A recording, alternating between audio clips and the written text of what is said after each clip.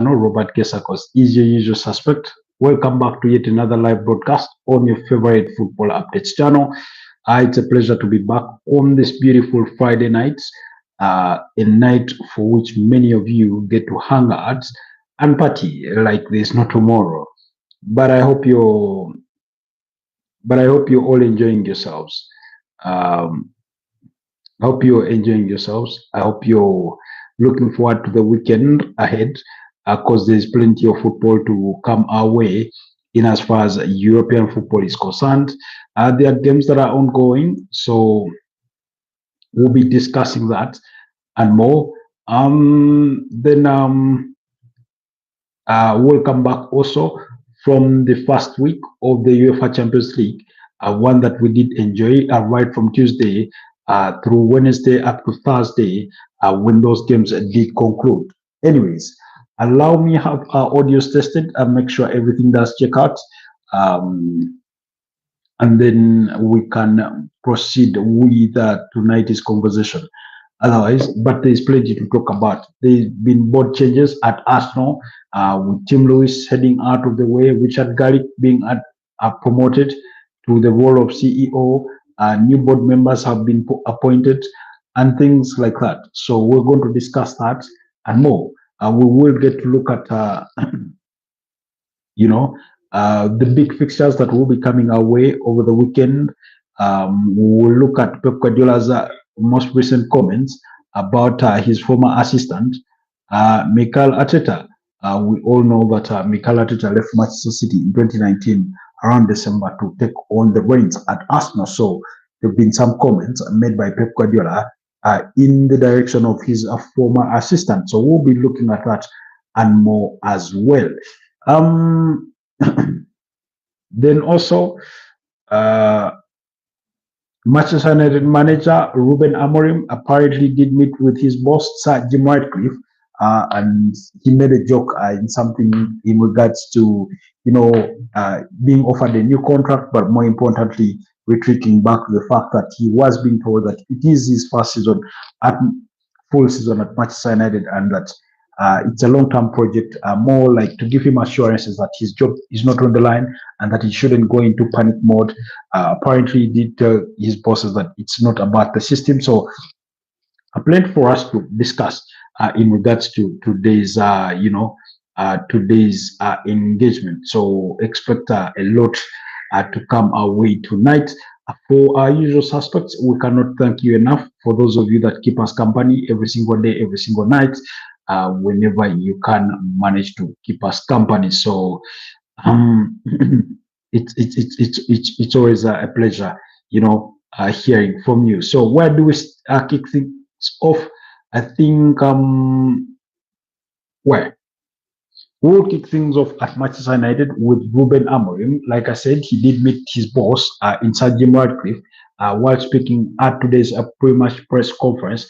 Ahead of Manchester United's tie against Chelsea in the course of the weekend, he did say that he did say, and I quote, this is according to online sources, he did say, Sir Jim Ratcliffe offered me a new contract. He was offering me a new contract, and then he laughs. He goes on to say, no, it was normal things to show his support. Explaining that it is a long project. He said many times, this is my first season. For me, it's not. That's Ruben Amorim talking to the press today. Now, in that very context, or in that very birth, let's assess this further. Is he under pressure? Obviously, by the virtue of the fact that you're a Manchester United manager, you are going to be under pressure always. From the first day that you assume the role, you're always going to be under pressure. The sheer magnitude of the club, the sheer responsibility that is bestowed on your shoulders, you're always going to be under pressure. So for me, it's one that is expected. And it's one that anybody that takes on the reins at at Manchester United goes into well knowing that he's going to be under pressure. That's one. Now, does he need reassurances? Of course, he does need reassurances, especially in a turbulent time like this, because the season has started and it's not off to a good start. They kicked off the season with a loss to Arsenal, drew to Fulham. Then they went and beat up against Burnley very unconvincingly by 3 goals to 2, and then lost to Manchester City by 3 goals to 0. So you look at that, and on paper, that's not a good return.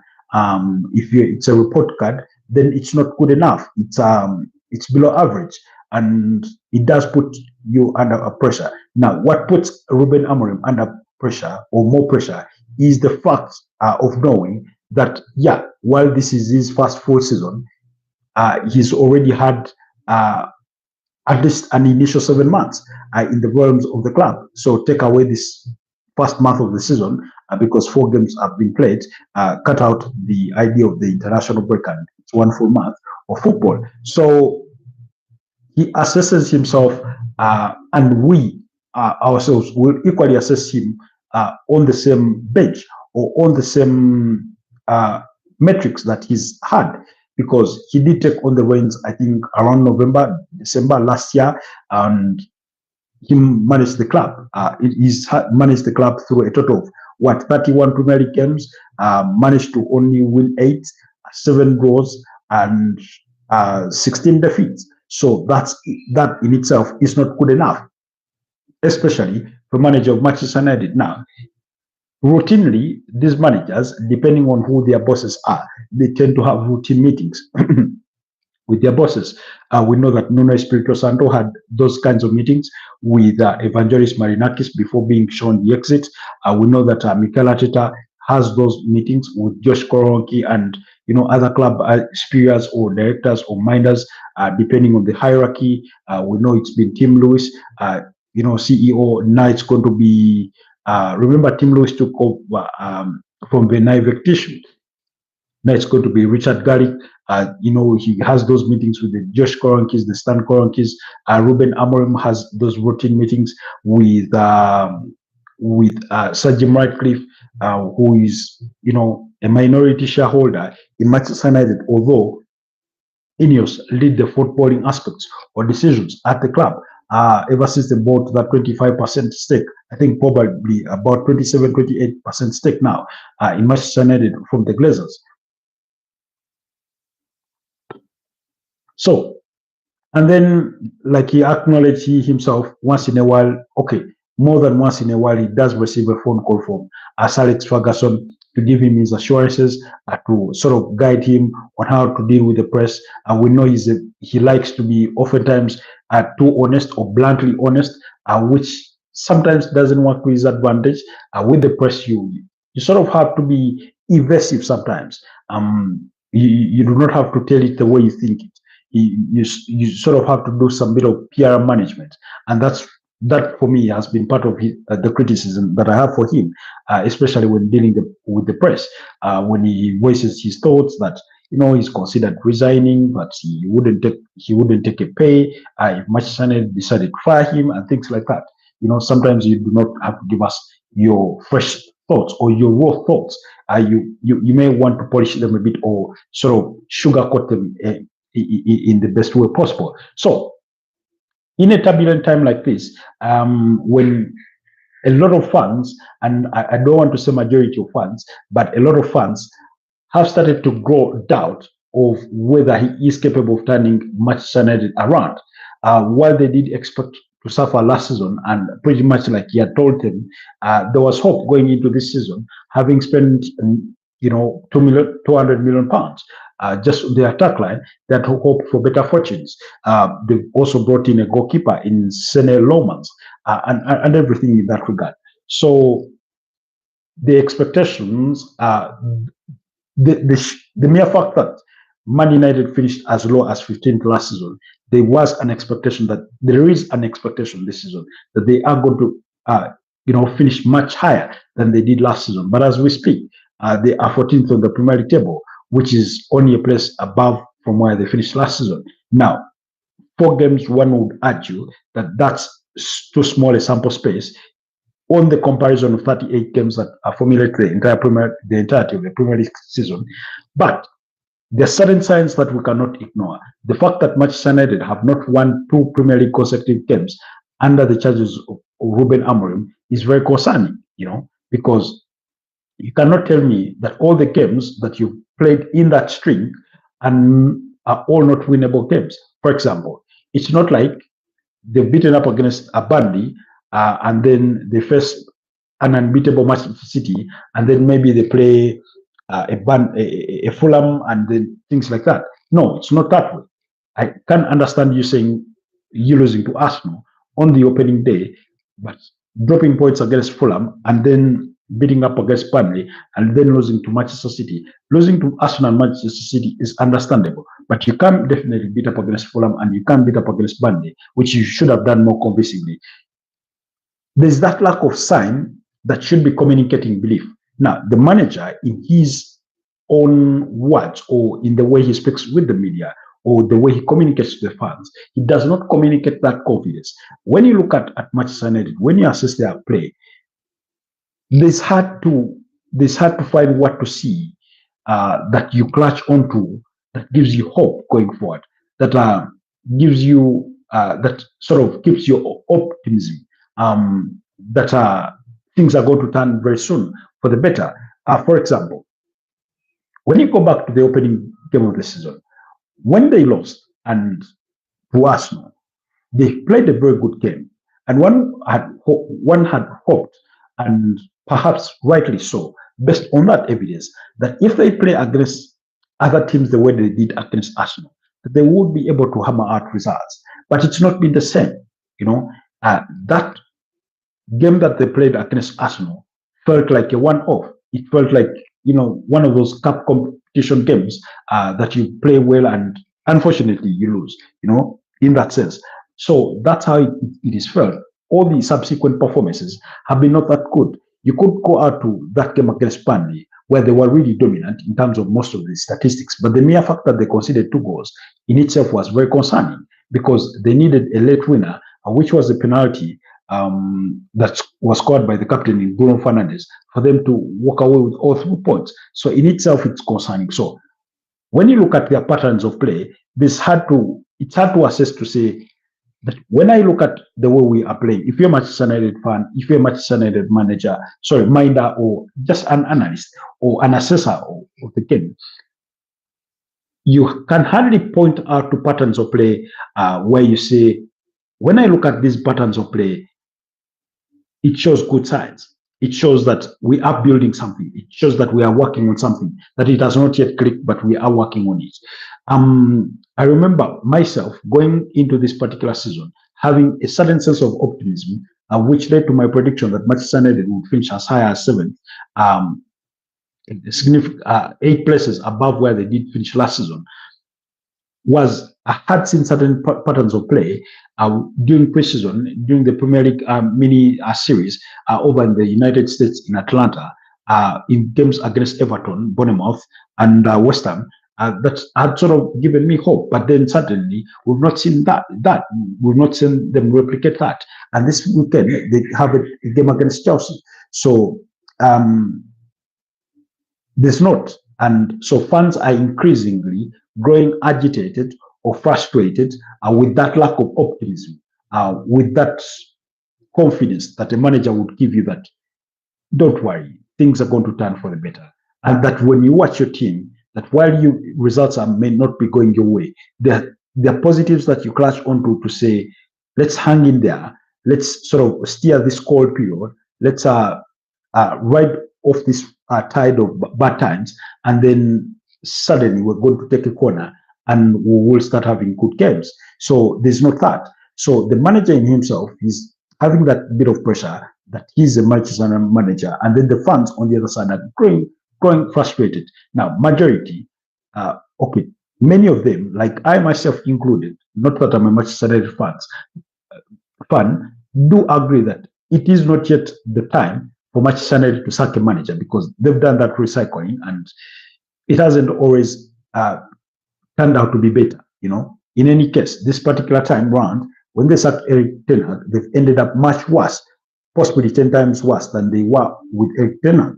And I've seen fans saying that the worst mistake that they did, particularly last season, was getting rid of Ruud van Nistelrooy as the interim manager. So But all that notwithstanding, right now he does need those kinds of assurances from his bosses like Sir Jim Ratcliffe to tell him that, look here, while results are not yet going your way, don't worry. You still have our support. Um, and yeah, we sort of understand the kind of phase of our project within which we do find ourselves, and that it shouldn't worry while we want the results to come. Rest assured, you're still in the job. You still have the job, you know. So that's the kind of thing that that he needs at the moment. Those assurances from his bosses, because the last thing he wants to find himself in is lose the funds, lose the trust of his employers, and then suddenly or subsequently lose the dressing room. We've started hearing these rumors, as has always been the case with Manchester United. Suddenly, at some point, rumors start creeping out of the dressing room about the manager's way of handling things, and usually it's not positive things that you get to hear. And when rumors come out of the dressing room, usually it's coming from players and things like that. Anyways, we will leave issues of Ruben Amorim at that. But before we leave them at that, like I said, over the weekend at 7:30 p.m. on Saturday, they will be up against Chelsea at Old Trafford. The advantage is that it's a home game. However, the disadvantage is that there is no longer a difference between a home game and an away game for Manchester United. Really, you do not leave a performance and say, now that was worth of. You do not see a performance and say that was worth an Old Trafford kind of performance.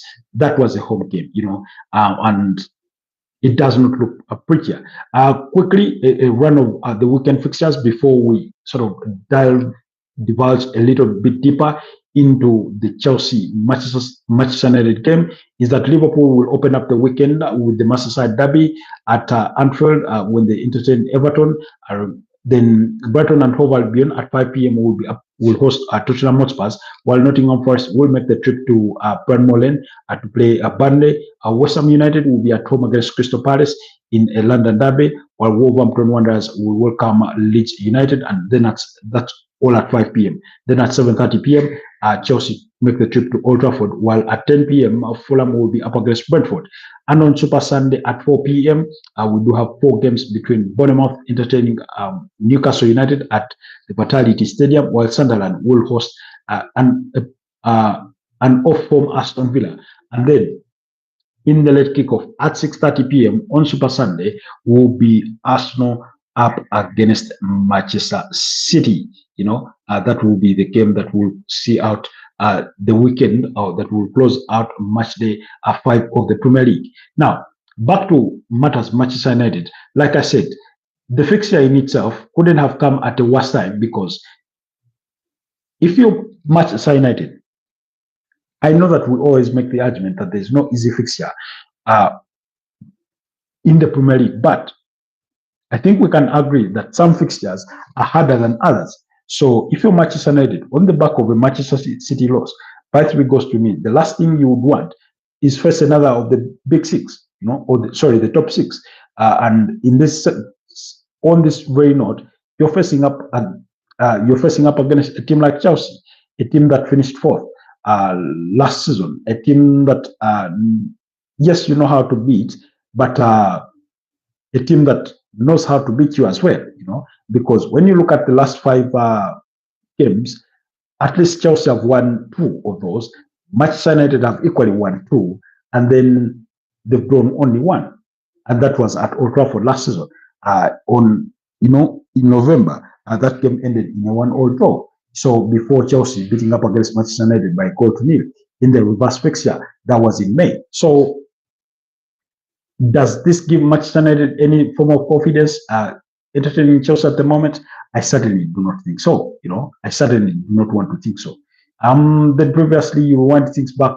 That was last season. The season before that, Chelsea beat up against Man United by 4 goals to 3 at Stamford Bridge, while Manchester United had won the earlier reverse fixture by 2 goals to 1 at Old Trafford, and then the other fixture was a 4-1 victory for Man United versus against Chelsea. Again, we know that Chelsea have had their fair share of turbulent times ever since Tony Bolly and his partners under Bluco took over the realms at Chelsea.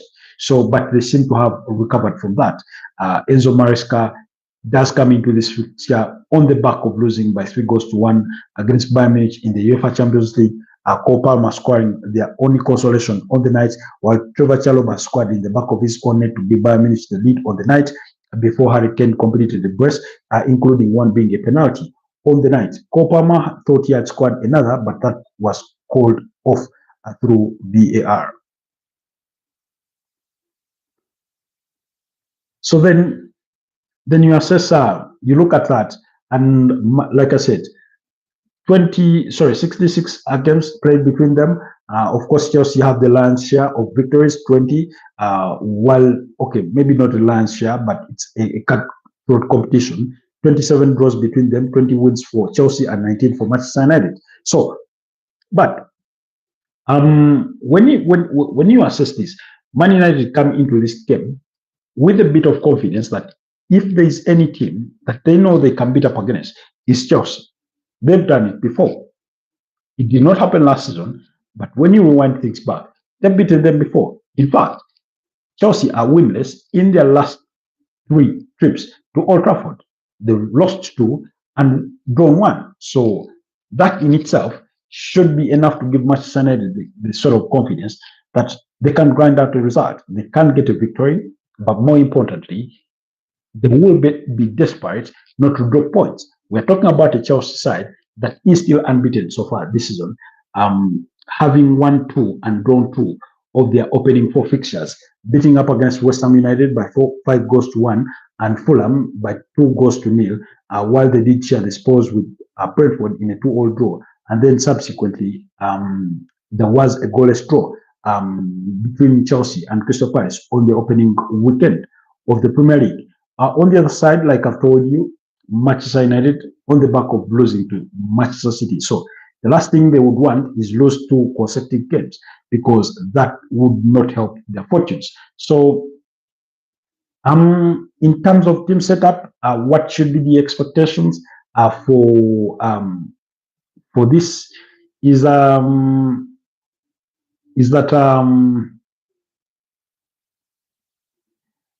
in terms of team expectations, I do not know, but he may retain Altai Bindia in goal.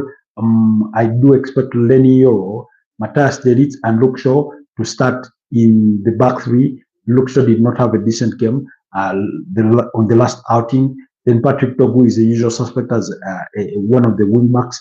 Will it be Diego Dallo or Nusa Mazoroi? Nusa Mazoroi did not have a good game. I think he may go with Diego Dalot on the other wing back. Then Bruno Fernandes alongside Casemiro in that midfield pairing. And then Mason Mount, Bryan Mbeumo, and Benjamin Sesko. Then on the side of Chelsea, our expectations should be Robert Sanchez in goal. It should be Marco Correa at left back, Tosin Aderabio alongside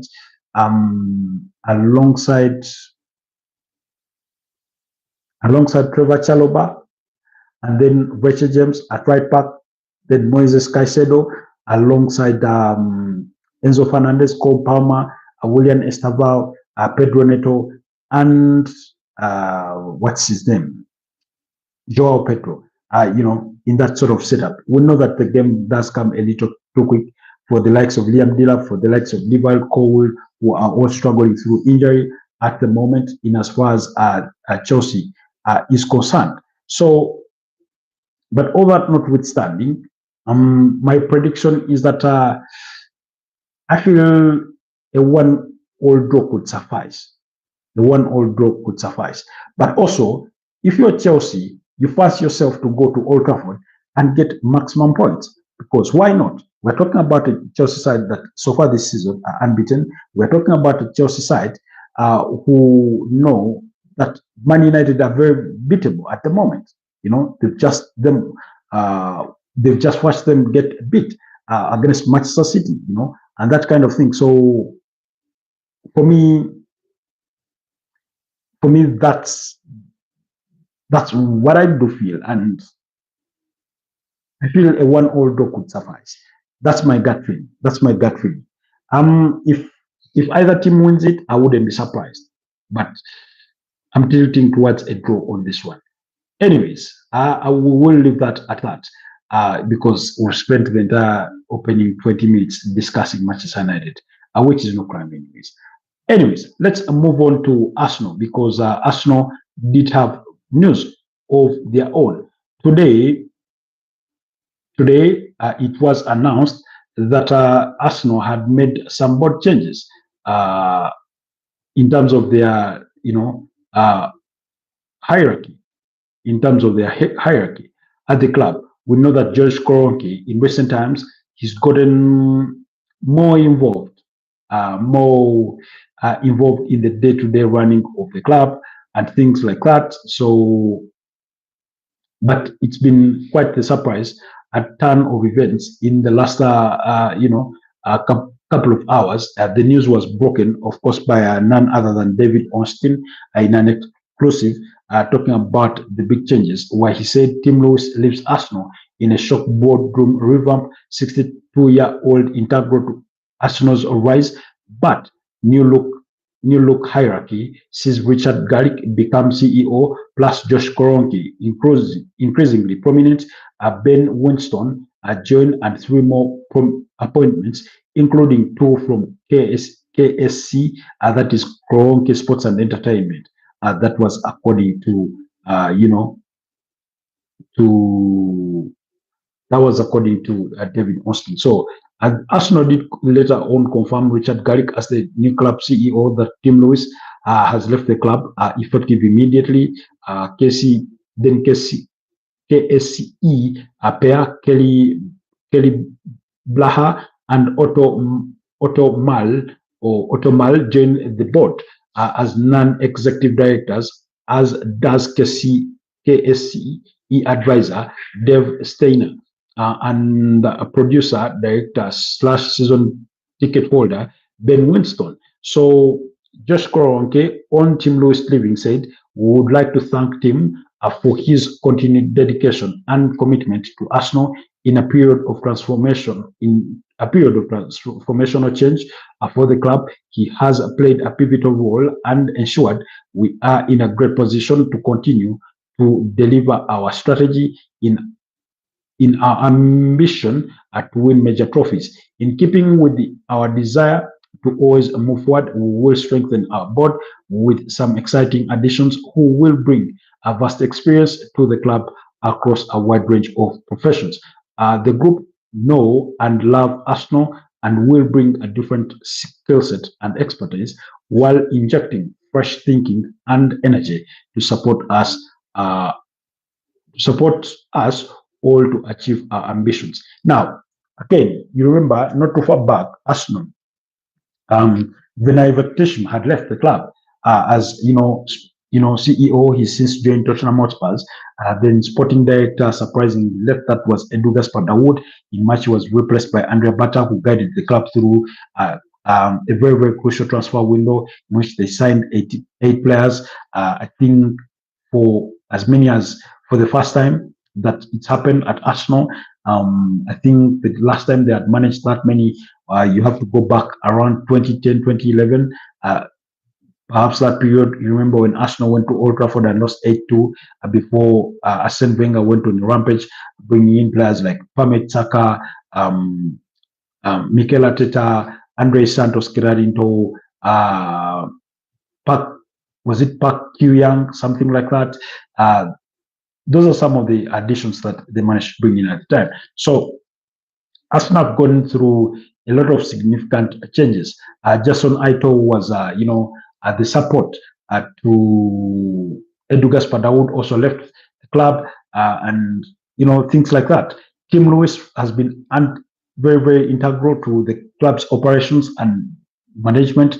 We know it was his relationships that helped Arsenal land the signature of Ebeleche Eze ahead of Arsenal in the recently concluded summer transfer window. So he is been that important, having been at the club for what, more than 5 years or thereabout. He did, come during the period of. I think he came from KSE at the time when the Kroenkes were assuming, full ownership of the club and things like that. So he's been a very, very good servant. Then Richard Garrick has been around the club for quite some time, so his appointment is it does get to take on huge responsibility, but I think it's one that he knows how to handle, having been that close to the hierarchies, to know how to steer the club forward, to have a taste for blood when it comes to the commercials, club's investment and all that in the youth team,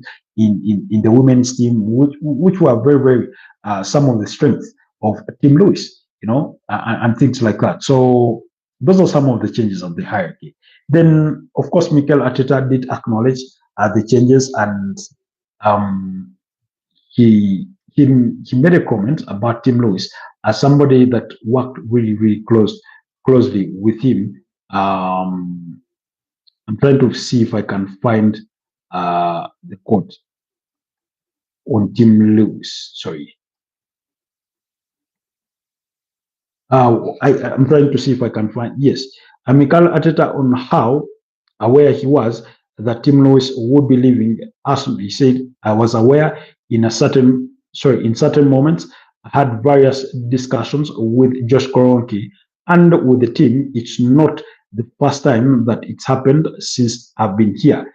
Incredible gratitude towards Tim, what he's done for the club, what he's done for the team, for myself personally as well.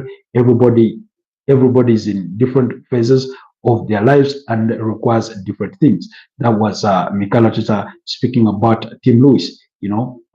So fast forward, I will leave those changes, and then sort of Pep Guardiola dropped a bombshell on his former assistant. But anyways, it's not a big deal. It's not a big bombshell. It's just that the press chose to take out a soundbite that would gaslight perhaps the Arsenal fans to quickly react. But if you hear these words out of context, you may wonder what prompted Pep Guardiola to be making such comments.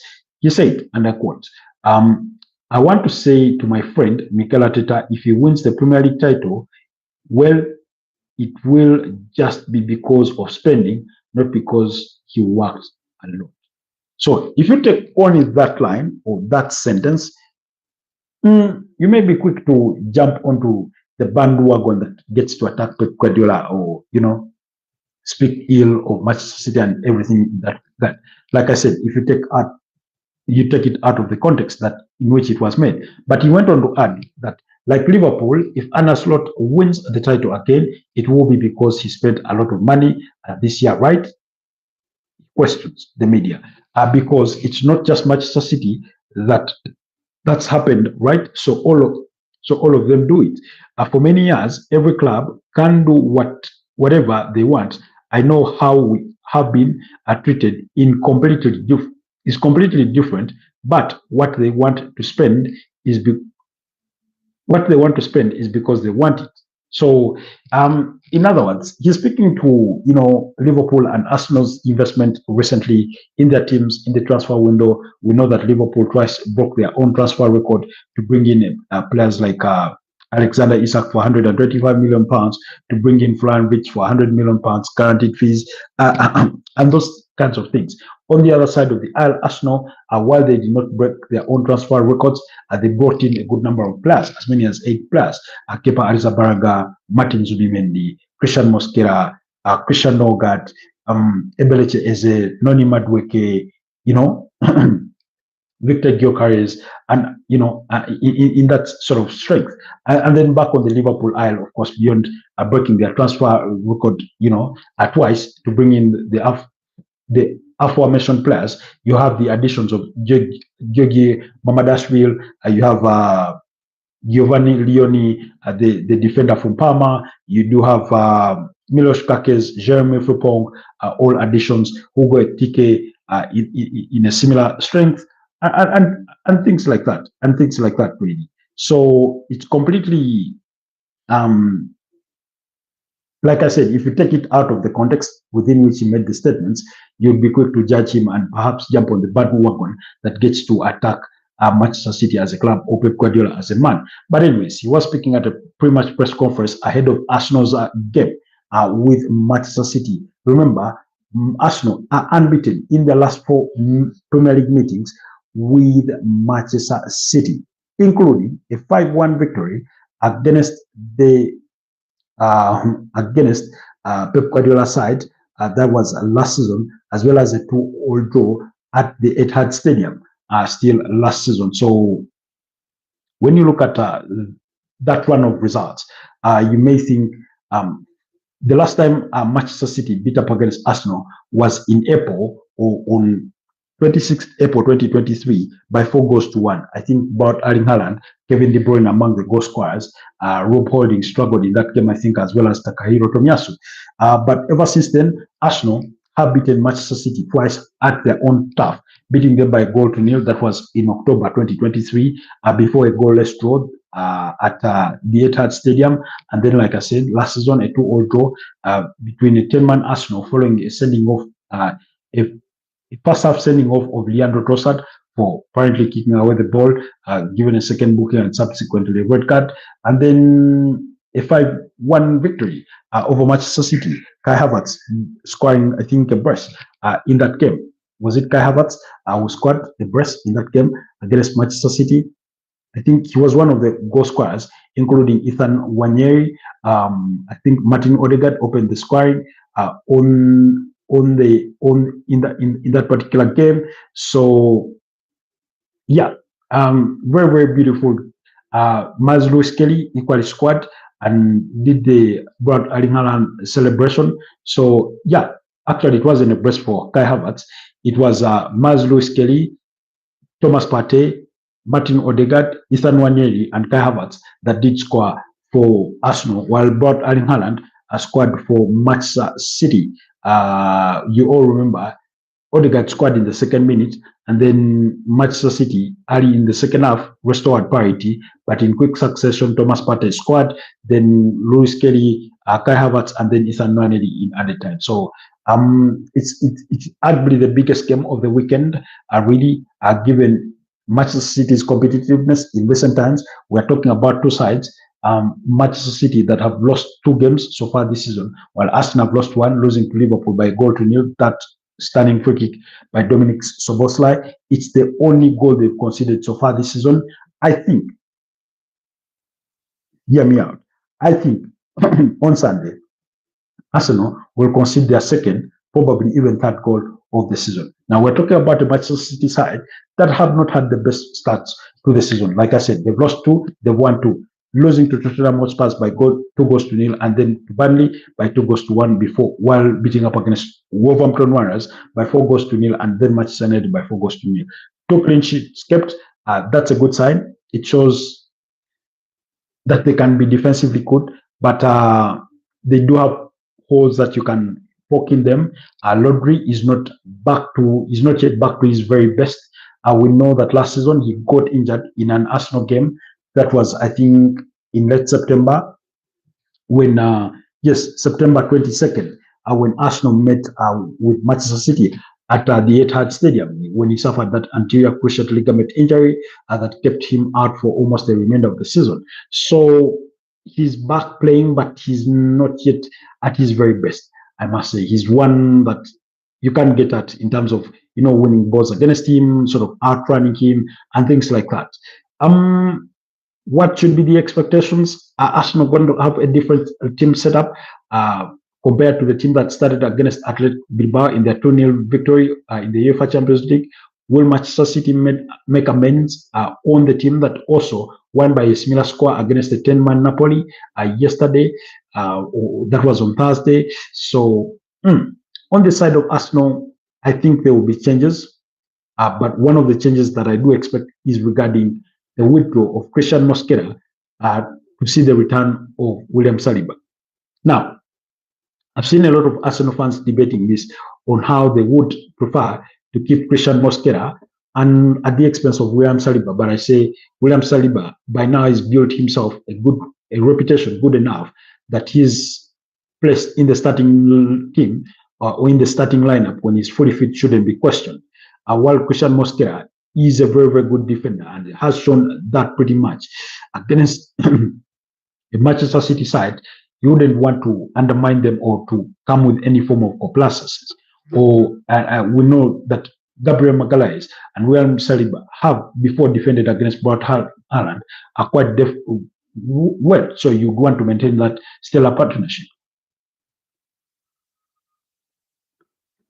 So that's why I'm of the view or the school of thought that it will be David Raya at goal, it will be William Saliba alongside Gabriel Magalhaes, Urian Timber at right back, and Ricardo Carafiori at left back. Remember, Ricardo Carafiori scored a stunning goal away to the Etihad Stadium last season.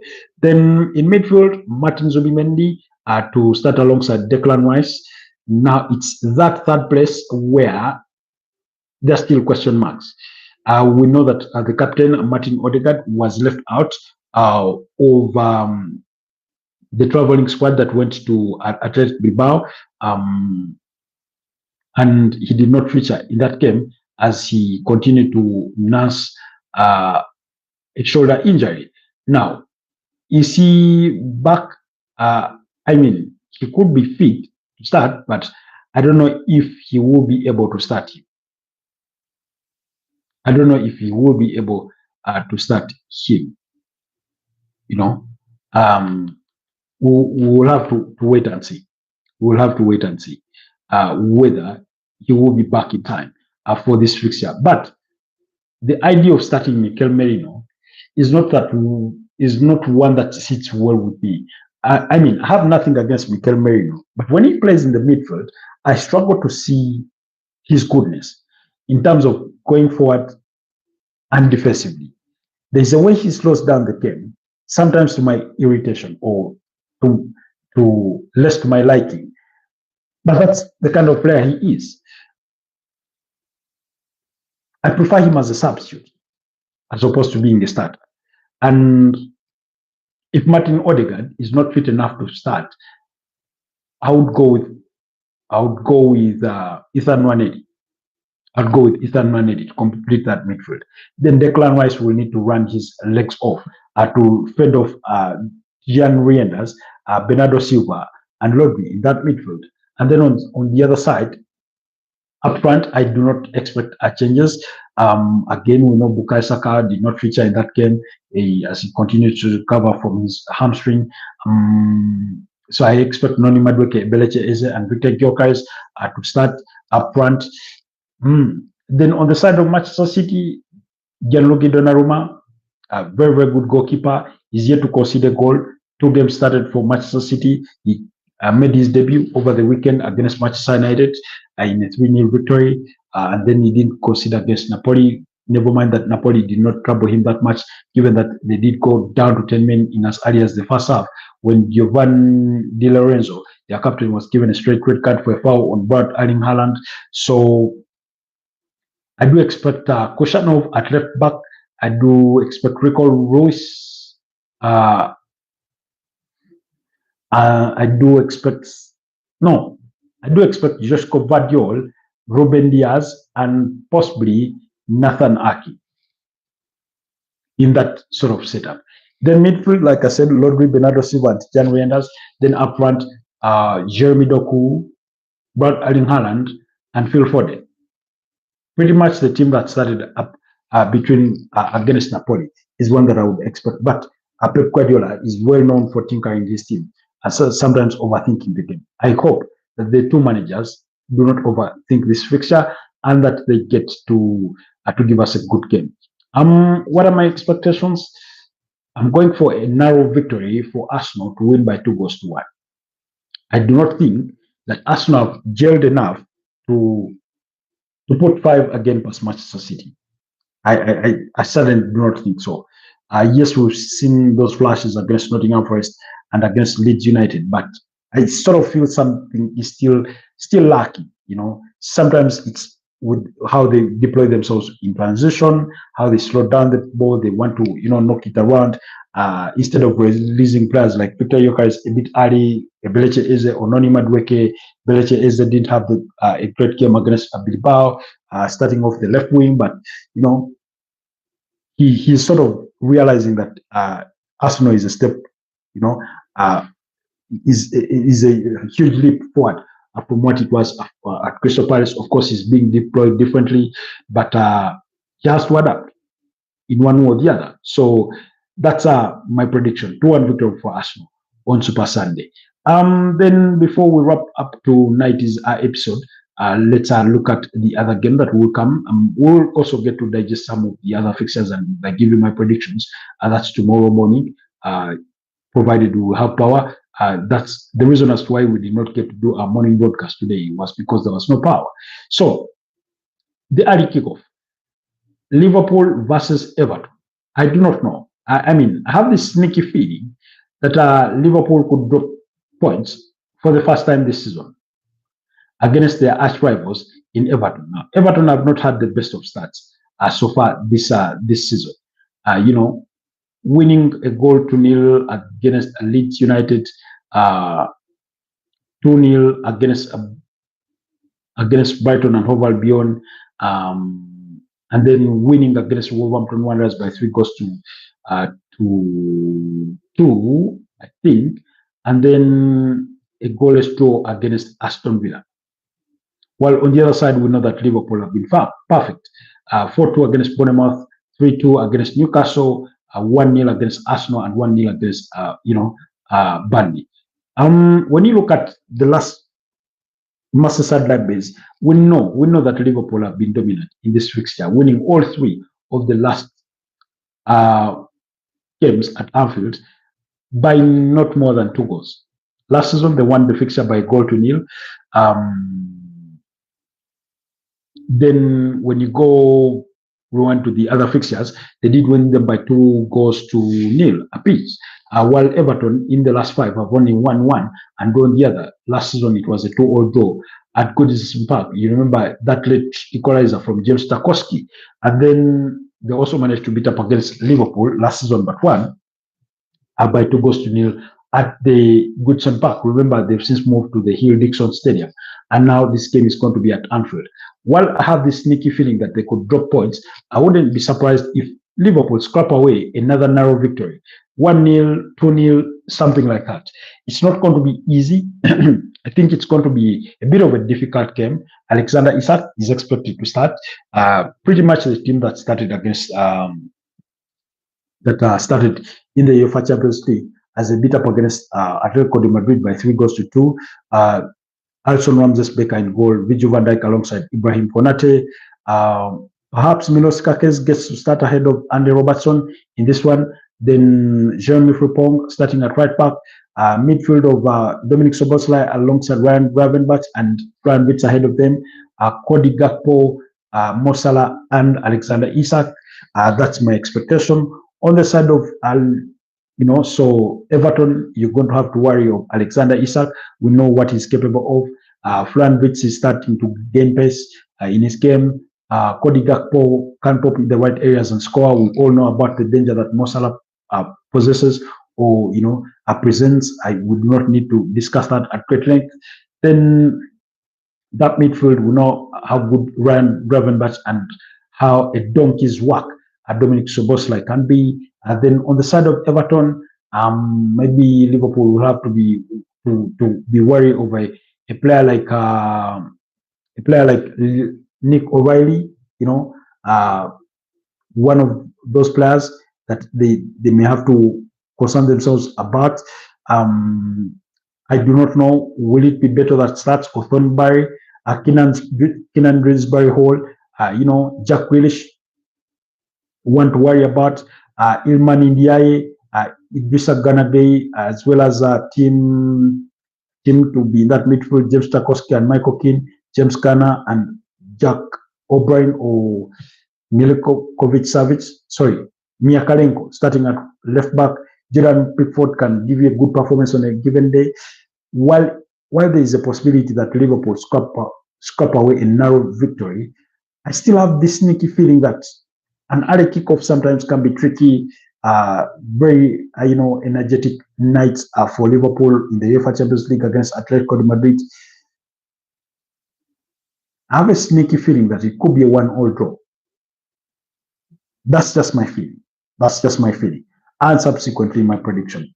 But yeah, do let me know what your thoughts are. But tomorrow we'll get to look at other fixtures and give you my predictions. Otherwise, you've been a good audience. For those of you that watch our live broadcasts long after they've aired, we do not take your love and support for granted. Thank you so much. Continue doing the same. Otherwise, have a blessed night, and I'll see you guys next time. Stay blessed, and bye bye.